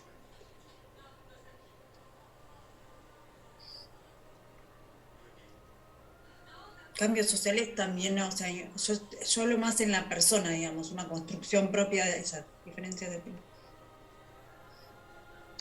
Bien. Bueno, ¿no? Diferencias de opiniones, preferencias, la dinámica del cambio social, también esto tanto a nivel individual como diferentes subgrupos, ¿no? Que podrían tener miradas diversas. Y este esquema es como que no lo permite o no lo prevé o no le da tanto espacio a eso. O no da espacio, mejor dicho, si lo llevamos al extremo. Lo mismo con esta. En la negativa, llevada al extremo, habría tantos códigos de ética o marcos morales como que. Como personas. Como personas. Exacto, ¿no? Entonces, en este sentido, toda acción es justificada, toda acción es individual, es juzgada porque se justifica, se avisa bajo mi marco ético normativo, ¿no? Entonces, en este sentido, cualquier acción que yo lleve adelante y que me permita alcanzar mis deseos y mis objetivos va a estar autojustificada. Y eso podría ser una debilidad que desemboca en lo que Etkin llama pragmatismo social.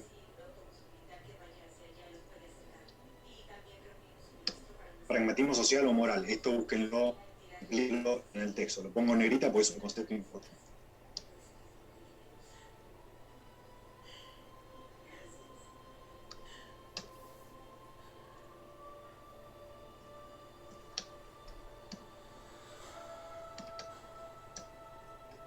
A una persona o a una organización.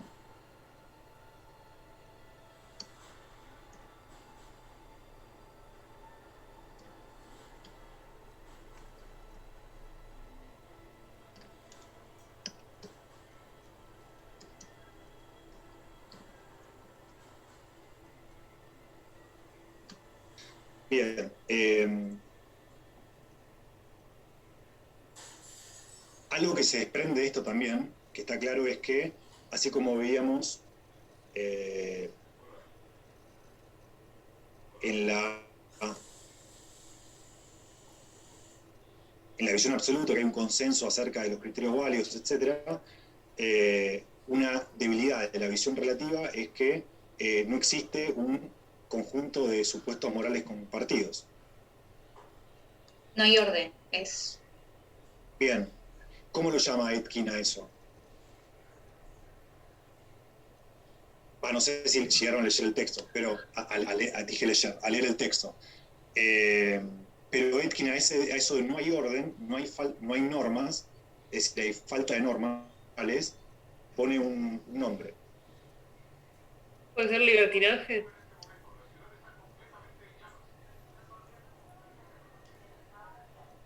Perdón, Sofía, no te entendí. No, fui yo. ¿Libertinaje? Guadalupe. No, Guadalupe. Guadalupe, bien. Sí, él, bueno, sí, es otra forma de llamarlo.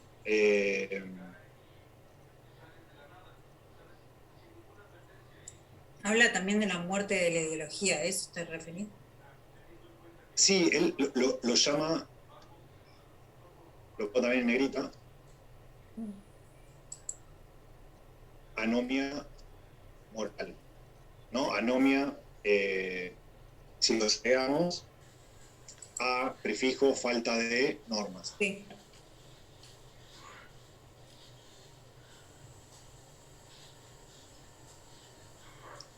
Bueno, bien, hasta acá está la parte conceptual de valores éticos. Para cerrar, lo que vamos a hacer es ver dos miradas, como les decía antes, siempre que podamos ver dos miradas sobre un mismo tema, que van a estar reflejadas en los textos muy breves, los dos, una carilla cada uno, de Alegro y José Alegro se llamaba. ¿Lo tienen ahí? Luis. De Luis Alegro versus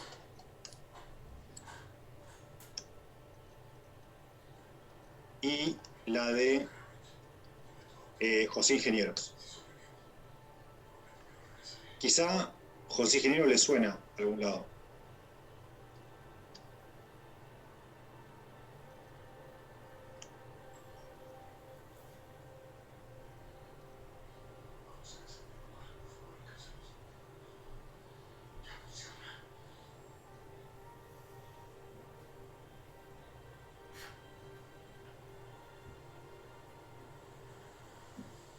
Bien, no sé si tienen ahí los textos, estas dos hojitas, son dos carillas.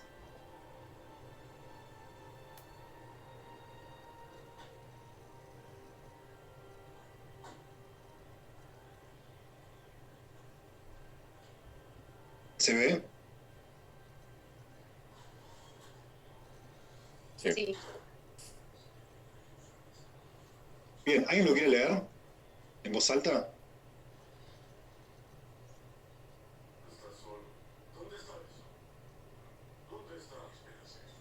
Yo lo puedo leer. Dale. Igual quería decir solamente que ayer vimos un poco de esto con Verónica, de la regla de oro. Ah, bien, bueno. Y cuéntenme qué vieron. Que era básicamente que distintas religiones compartían la misma regla de que no hay que hacer al prójimo lo que a uno no le gusta que le hagan. Lo veíamos en judaísmo, cristianismo, creo que el budismo también. Excelente. Como que estaba planteado con distintas palabras, pero era la misma primicia.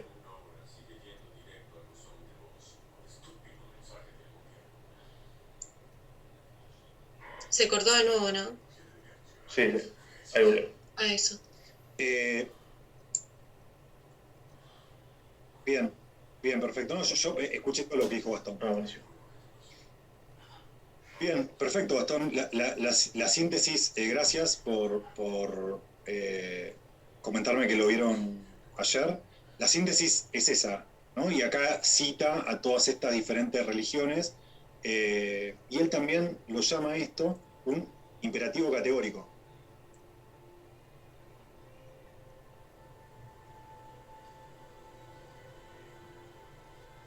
¿Qué le suena imperativo categórico? ¿De qué autor lo toma este concepto?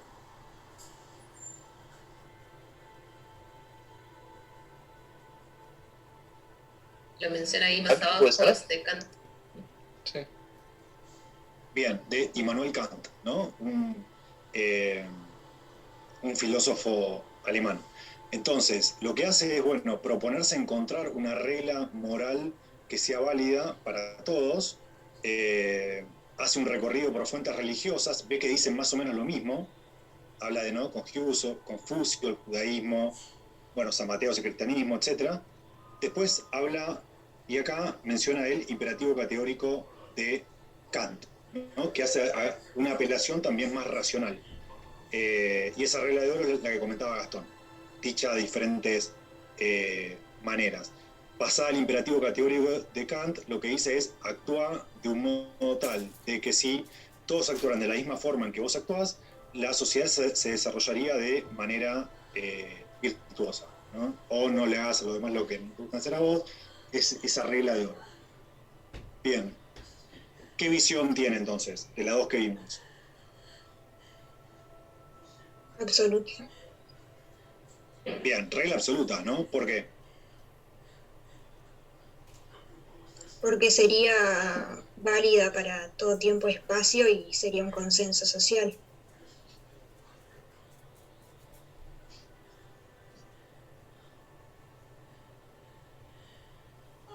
Bien. Bien, perfecto. ¿Y qué más? También puede ser lo de la autoridad trascendente. Claro, ¿no? Tal cual. Fíjense las fuentes que cita, ¿no? Como de legitimación de su hallazgo. Dice, esto no lo digo yo, lo dice Rabbi Hey, judaísmo, bueno, etcétera. Todas estas fuentes que él cita. Bien, ahora vamos a ver, esto lo pasamos rápido entonces, sí, leamos este, para polemizar un poco.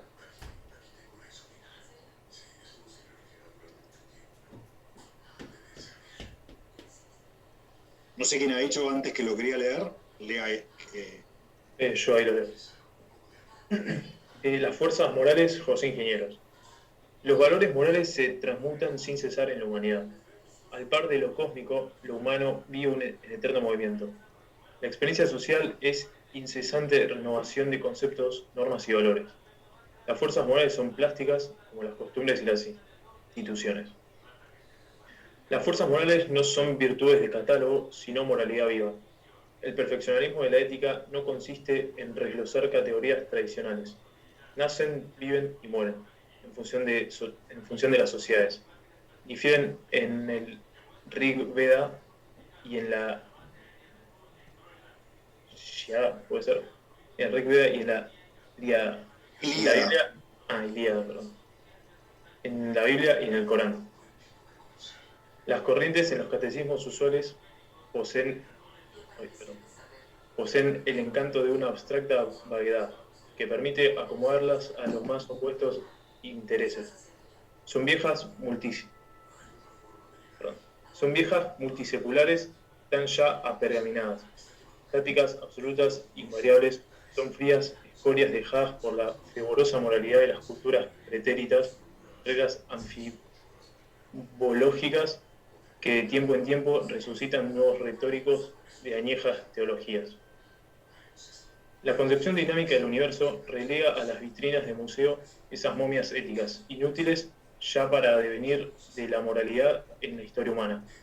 El gran progreso de la reflexión moderna ha sido sustituir la concepción de lo relativo a la concepción de lo absoluto, el movimiento de la inmovilidad. Para la joven generación de nuestro tiempo es esencial conocer las fuerzas morales que obran en las sociedades contemporáneas, virtudes para la vida social que no descansan bajo ninguna cúpula. Más que enseñarlas o difundirlas, conviene despertarlas en la juventud que virtualmente las posee. Si la catequesis favorece la perpetuación del pasado, la mayéutica es propicia al florecimiento del porvenir. Dichosos los pueblos de la América Latina si los jóvenes de la nueva generación descubren en sí mismos las fuerzas morales necesarias para la magna obra, desenvolver la justicia social en la nacionalidad continental. Bueno, bien. Polémico, ¿no? Lo de José Ingenieros. La mirada que tiene obviamente es relativa, opuesta a la de Alegro. ¿Y qué argumentos utiliza? ¿Qué lectura hacen? ¿Cuáles son los fundamentos que utiliza Alegro para sostener su posición de que los valores son relativos? Perdón, José Ingenieros.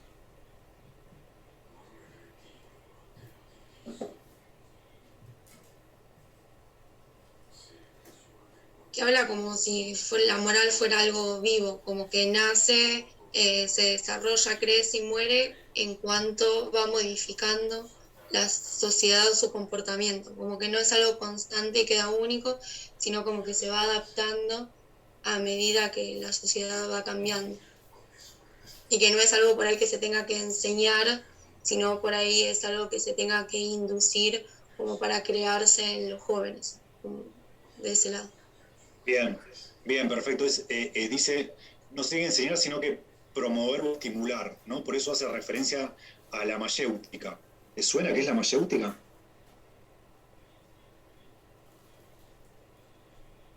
Es una técnica de aprendizaje que la menciona Sócrates. Bien, Santiago. Estaba pensando cómo era cuál de los tres seres, cómo era la menciona Platón, ¿no? Como la técnica que usaba Sócrates con sus discípulos. ¿Qué decía Gastón? No, eso, que era la que preguntaba siempre el porqué de las cosas hasta llegar como un... Exacto. Por así decirlo. Exacto. Digamos, el maestro, entre comillas, le hacía, no le transmitía conocimiento, sino que lo estimulaba a través de preguntas al discípulo, ¿no? Para que él llegue a su propia conclusión. Y esto va claramente en sintonía de la idea general de José Ingenieros, como esta técnica. Yo tenía un profesor de teoría contable que enseñaba con mayéutica. Está buena la mayéutica para la filosofía, pero no tanto para teoría contable, capaz. Claro, lo exacto se complica en la mayéutica. Sí. Decía, ¿es percibido o devengado? ¿Seguro? ¿Por qué? Bien. Bien, ¿y qué más ven acá? Esto, lo que decíamos recién, es importante. ¿Qué más? Que decíamos de que no se transmite el pensamiento, sino que se estimula. Con respecto a las fuentes que utiliza Allegro, ¿qué hace José Ingenieros?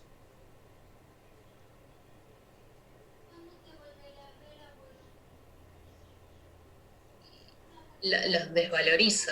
O sea, no explica muy bien por qué, pero ya de por sí su premisa es todo lo anterior es viejo y ya pasado, y por pasado no válido. Bien, E inútil, sí, utiliza la palabra inútil, que es fuerte. Sí, exacto. Sí. Más que lo desvaloriza, tipo video de YouTube, lo destruye, ¿no? José Ingenieros destroys, a todas estas fuentes. Y dice, bueno, como decía Sofía, dice que son apergaminadas, anfibiológicas, que es una palabra rara.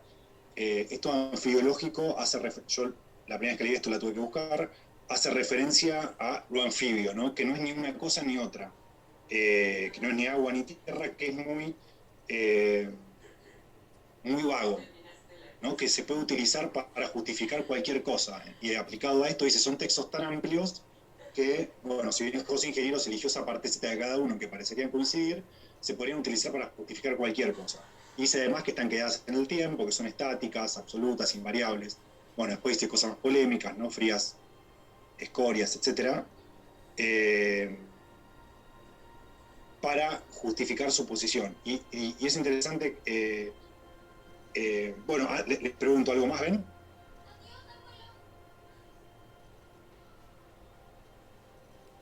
Puede ser el tema del incentivo del pensamiento individual y no colectivo, por medio justamente del método de aprendizaje que hablamos anteriormente, la mayéutica. Excelente. Sí, bien. Hace como un llamamiento a cuestionar el orden establecido, ¿no? Y a cuestionar los mandatos previos, en términos sociales, familiares, religiosos, etc. Y a promover el pensamiento crítico, el pensamiento propio. Y acá están las dos. Sí.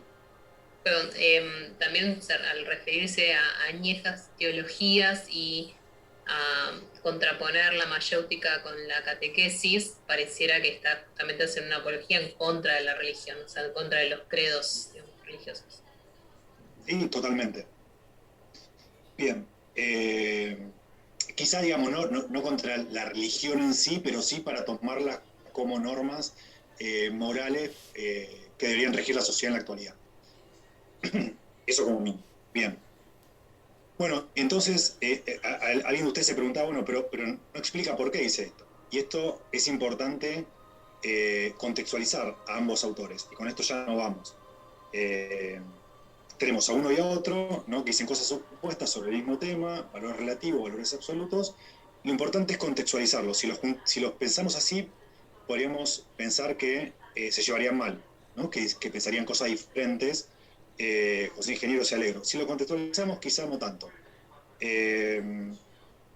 A Alegro seguro no lo conocen. A José Ingenieros, ¿lo conocen? ¿Les suena algo? Es una calle.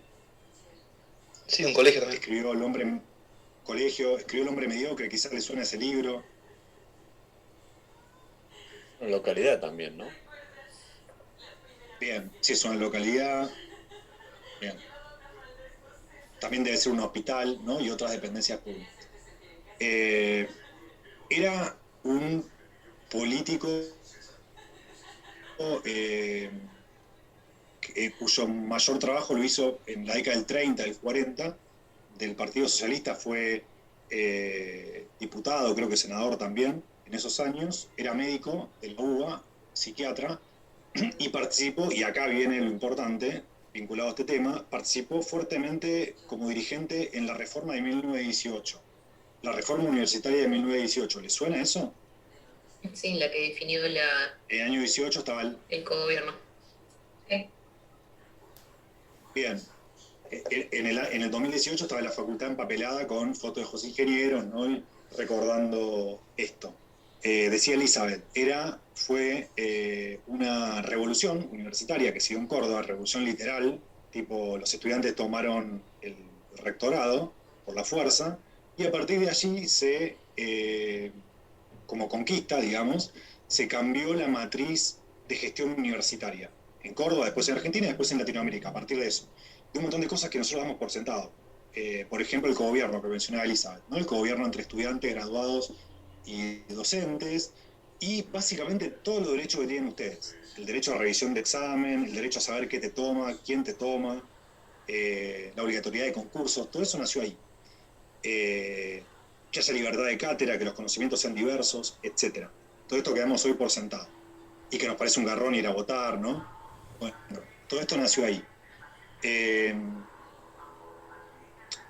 Entonces, esto nos permite contextualizar por qué José Ingeniero decía esto. ¿Cuál era uno de los actores que en la Universidad de Córdoba tenía una gran injerencia en qué eran los profesores y qué se evaluaba y cómo se evaluaba y qué se hacía con los estudiantes? Y la iglesia tiene una posición muy fuerte en Córdoba, Claro. ¿no? Claro, exacto. Por eso es que José Ingenieros estaba tan enojado con este dogmatismo, por eso que quería una revolución del pensamiento crítico, y estaba particularmente enojado con estos actores sociales, ¿no? Y hace este llamamiento al final a los jóvenes de la nueva generación, etc., de las fuerzas morales. Esto nos permite contextualizar. Y ahora contextualicemos a Alegro. Alegro, menos conocido, también psiquiatra, también de la UBA, también médico, y cuando escribió esto era el presidente de la academia o comisión, no sé, de ética médica argentina. Y lo escribió, digamos, en el 2008, 2007, creo que 2008, José Alegro, ya me olvidé el nombre de pila, Luis Alegro, hacía un llamamiento contrario a José Ingeniero. Lo que buscaba era una norma común, como que veía que había mucha anomia social. Entonces, bueno, volvamos como una base, en este caso fue a buscar las religiones, pero para encontrar alguna norma común de convivencia, para que no sea todo tan caótico. Pensando que lo escribió en el 2008 y contextualizándolo, ¿qué pasaba en el 2008? ¿Por qué les parece que Alegro, en un contexto general, escribía este paper? La A nivel crisis. global. Bien. ¿La crisis qué? Financiera. Del campo. Bien, bien, sí, pero más a nivel global, la crisis financiera económica global, ¿no? Que nació en Estados Unidos, con la que ya lo saben, seguro vieron 1000 materias, con las hipotecas subprime y la quiebra de Lehman Brothers, etcétera, que se expandió a la economía real, que fue una catástrofe financiera económica, no tanto como la pandemia, pero bueno. Y entonces, en este marco, se atribuyó, muchos autores atribuyeron, entre otros Klickser,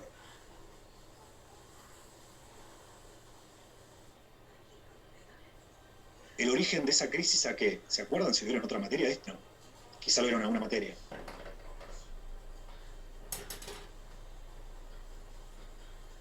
Se cortó un poco, no sé si todos se escucharon al principio. No, se cortó. Perdón, estoy con conexión estable, la próxima no va a pasar. Les preguntaba el origen de la crisis financiera de 2008, global. Muchos autores lo atribuyeron a qué.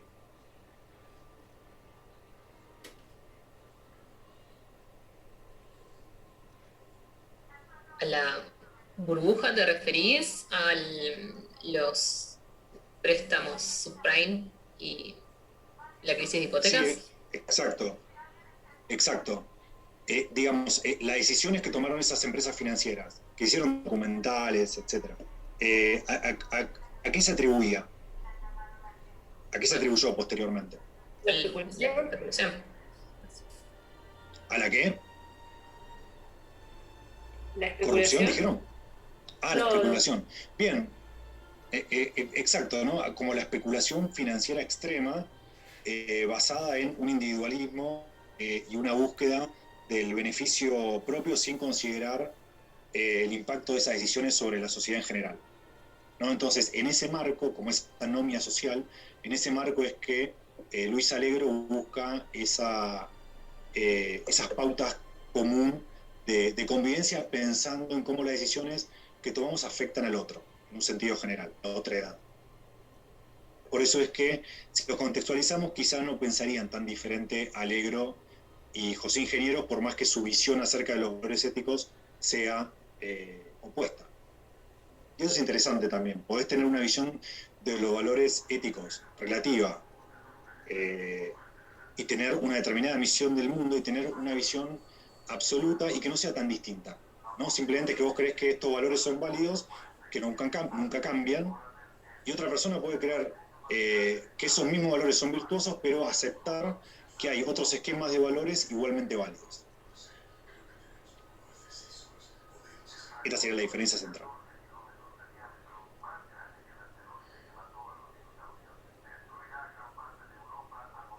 Bien, ¿dudas, preguntas? ¿Se entendió esto último?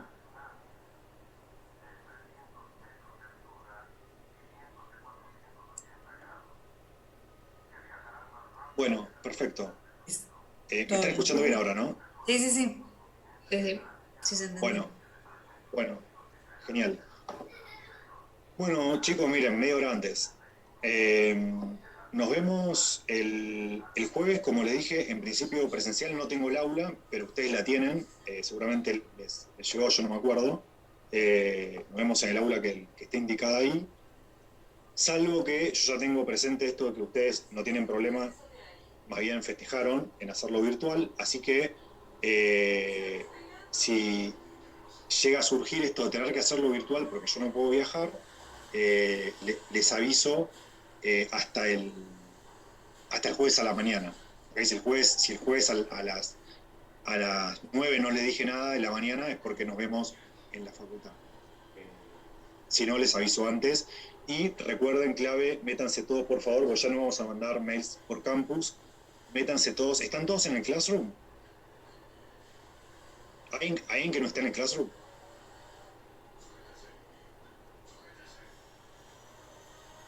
Bueno, bien. Recuerden de estar todos en el Classroom y, de hecho, hoy más tarde les voy a enviar los textos que vamos a ver el jueves. Y además de esto, de los textos que les voy a enviar, yo solamente les voy a enviar los textos de la parte teórica, vamos a ver las pautas del ensayo de investigación en profundidad. Así que ahí tienen el archivo de pautas y sobre todo, si pueden, ahí tienen como 10 ejemplos de ensayos anteriores. Son muy breves, son 2-3 páginas. Y están los títulos por temáticas. Fíjense si les interesa alguno, léanlo, como para ya venir a la clase del jueves teniendo una idea acerca de qué se espera del ensayo de investigación. Todos esos que están subidos son buenos ejemplos que se entiende que fueron buenos ensayos de investigación. Así que bueno, si no tienen más preguntas ni dudas, estamos en contacto por el Classroom y nos vemos el jueves. Dale, muy bien, gracias. Perfecto, Gracias. gracias. Gracias. Chicos, Buenas noches. nos vemos.